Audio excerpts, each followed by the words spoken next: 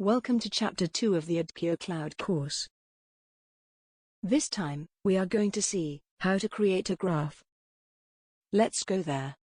As always, to start we go through the page adquio.com, we go to the cloud option, we click on customer access, we log in with our username and password, and access our control panel directly, where we had stayed in the previous case. This time, we are going to see the graphics option, and we are going to see how to create graphics, which we can then integrate into this left menu.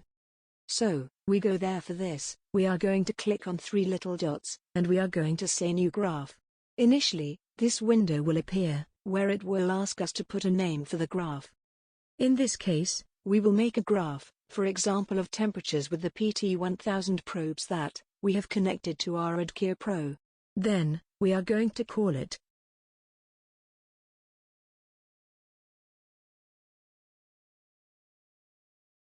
Very well, we can also put a description commenting on any characteristic of this graph. We are going to put a type. The type can be a pie chart, or a temporary graph.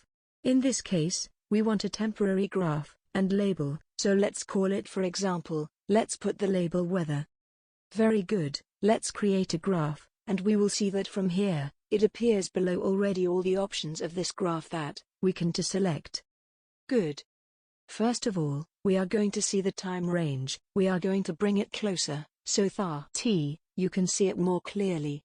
The interval on which this graph is going to work, we can select it. It can be the last hour, the last day, the last week, the last month, the last year, today, yesterday, etc. So let's say, for example, the last week. We are going to tell you whether or not this graphic can be modified by the user. Let's say yes, to see what we can do next. With grouping the data, we can group them, if we wanted, by day, week, month or year. But, we can also work with the precision of the data, so in this case, we are going to leave it like that with the precision of the data.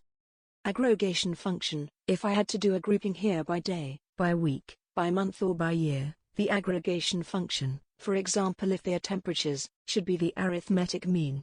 In this case, how is the precision of the data? No matter what we put here, we are going to put it in any way, but it will not influence, because we have not done any grouping. The next thing we have is the scale. We have to give the scales a name, so that they then appear on the graph, so we are going to call it capturing temperatures. The position, where we want this coordinate axis to appear, to the left or to the right. The most normal thing is usually to the left, as we only have one graph at the moment, we are going to put it on the left. Color of the scale, we are going to put a blue on it. Range of values, automatic or manual. Automatic, it means that the vertical range will be calculated automatically based on the highest and lowest value that is being shown on the graph. It is usually the usual thing. If we wanted to set it manually, what suits us to ask is the maximum and the minimum for this graph, but we will leave it in automatic. Units, because in this case, they are degrees centigrade. Very well, we already have one of the scales defined. Okay. Then, let's see where we get the data from to make the graph. We open the data sources option, and we are going to see that we have here the option of variables, and we have here the option of adding variables.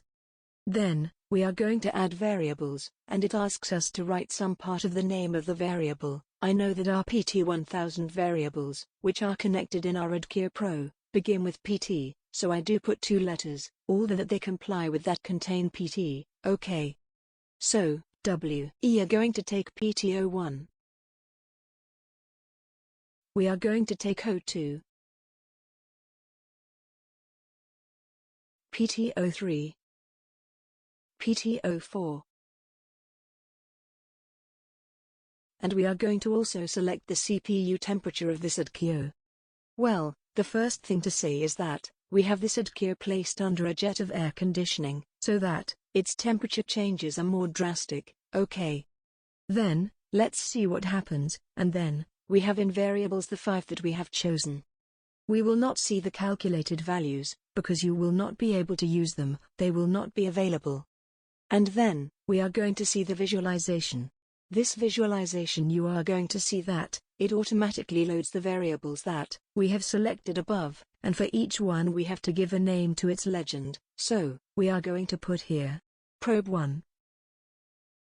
Probe 2. Probe 3. Probe 4. Let's call it CPU temp. Okay, next, we have to select how we want the graph of this first temperature to be. Filled. Line dotted. Line discrete line. Points. Or bars. Well, we are going to tell you that. We want the first as a line, we want it in blue. The next one we want it to be, we are going to do it with all the possible classes to see the differences, it will be green. The next one will be a filled line, it will be dark yellow. The next one will be dots, it will be red, and the last one will be bars and it will be lilac. We save it, very well, and we can now give the preview option. You see that, we get a somewhat varied graph. The first thing, here we have a data gap, because this Adquio that we are using here is a laboratory Adquio, okay. Therefore, we have turned it off, we have turned it on, we have done a bit of all kinds of tests, and that is why in this range of days we have no data. Okay, very good. Well, around here then, we see that we have some bar graphs, although they are very small, because we are seeing the native data every 30 seconds. Then, we have area data, which is a line graph, but which is covered or fill in the bottom part. Line graphs, we are simply going to do a drag and drop here, so you can see how a piece of the graph is zoomed in, and here, we can see it more clearly. We have, on the one hand, bar graphs, and on the other hand, we have line and line graphs with areas. Okay. We are going to put all the graphs as line graphs again. To do this, we simply click here, and here we select line, line, line and lines. Okay. We save it, and now, if we preview it, we see it much clearer. Accordingly, we are going to select a range. For example, here we see that the 4 probes, depending on their position, have very approximate temperatures, and the 4 move quite accordingly, because it is quite close to each other, and we see that the temperature of the processor of this device, here, as it also varies as a consequence of the ambient temperature. Very well, since we have already seen how to create a graphic, we are going to see more things we can do. We can export this graphic that we are seeing in CSV, and what it will do is download a file, and this file, if we open it with a spreadsheet, because we see that we have here all the values of that range, and with this we could treat them, as in this case with a spreadsheet. Okay, we return to the web interface, and we are going to explain something that we have not seen so far.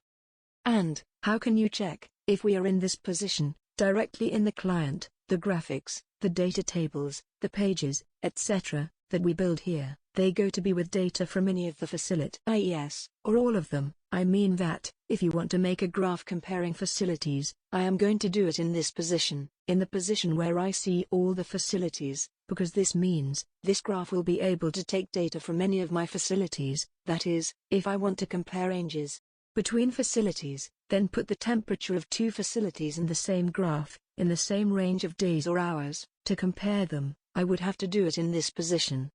On the other hand, if I go into a facility, and I make the graph here, this graph will only be with the data of the current facility. Okay, I could not compare it with another facility, so if we do it outside, we can buy facilities, and if we do it inside, it will simply be with the data of this facility. You see that, we have put this facility on the cover of the first chapter of this course. Let's see what else we can do with the graphics.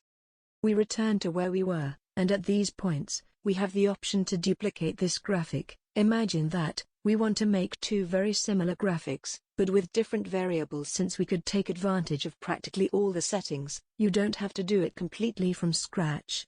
Then, we could duplicate it and it will appear. Well, let's do it. We give it a new graph, and as we see we have here a graph that I bet is a copy, and the date and time that a copy has been made. Okay, let's go to eliminate it, because it is exactly the same as the other one that we obviously have. Well, with this, we have finished seeing how to make a graph in Adquio Cloud. See you in the next chapter.